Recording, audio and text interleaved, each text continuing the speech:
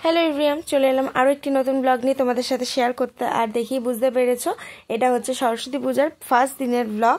আর দেখো আমি কিন্তু অঞ্জলি দিয়ে পুজো করে চলে এসেছিলাম কিন্তু আমাদের কাঁচরাপাড়া কলেজে। আর আমার মেয়েকে নিয়েও চলে এসেছিলাম। ওখানে গিয়ে অনেক রিলস করেছি, ফটো তুলেছি, অনেক ভিডিও করেছি আর কিন্তু খুব মজা করেছি। দারুণ সেদিনটা, মানে খুব সুন্দর কেটেছে।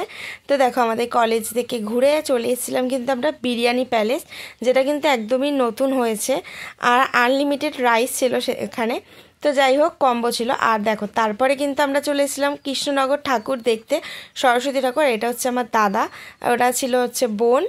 আর আমরা কিন্তু সবাই চলে এসেছিলাম কৃষ্ণনগরের সরস্বতী ঠাকুর দেখতে। আর দেখতে পাচ্ছ সরস্বতী ঠাকুরের মুকুল একদম সব ঠাকুরের এক, মানে কি সুন্দর দেখতে লাগছিল, তাই না? আর কত সুন্দর। আর দেখো আমার দাদার কিন্তু বিয়ে ছিল সামনে, তো যার কারণে দাদা কিন্তু ফুলের দোকান দিয়ে ফুল কিনে বৌদিকে প্রপোজ করছিল।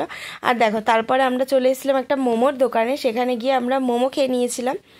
তো সবটা মিলিয়ে জাস্ট দুর্দান্ত ছিল ফার্স্ট দিনটা, একদম দারুণ ছিল। আর এটা হচ্ছে সেকেন্ড দিন, আমার মেয়েকে শাড়ি পরানোর ভিডিও। শাড়ি ঠাড়ি পরিয়ে একদম ওর লুক ফাইনালি একদম কমপ্লিট। আর ও কিন্তু নিজেকে আয়নায় এভাবে দেখতে কিন্তু ভীষণ পছন্দ করে। ও না, আমরা সবাই নিজেদেরকে দেখতে সুন্দর লুকে দেখতে পছন্দ করি। আর এটা হচ্ছে ওর ফাইনাল লুক। কেমন লাগছে ওকে অবশ্যই কিন্তু কমেন্টস করে জানিও। আর দেখো এরপরে কিন্তু আমরা চলে গেছিলাম ওর স্কুলে, খাওয়া দাওয়া ছিল সেদিনকা সরস্বতী পুজোর সেকেন্ড দিন, লাঞ্চ ছিল। আর দেখো ও কিন্তু সেদিনকা একা একা নিজের হাতে খাওয়া শিখে গেছিলো, সেটা আর কি প্রমাণ করতে হবে নিজের হাতে একা একা খেয়ে। তো সেই দিনকা কিন্তু ও নিজের হাতে একা একা সব লাঞ্চ খেয়েছে।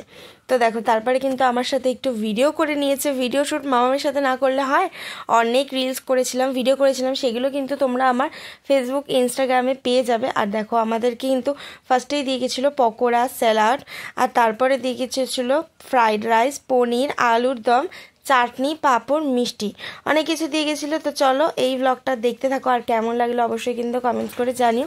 ভিডিওটি ভালো লেগে থাকলে অবশ্যই লাইক, কমেন্ট, শেয়ার করে দিও। বাই।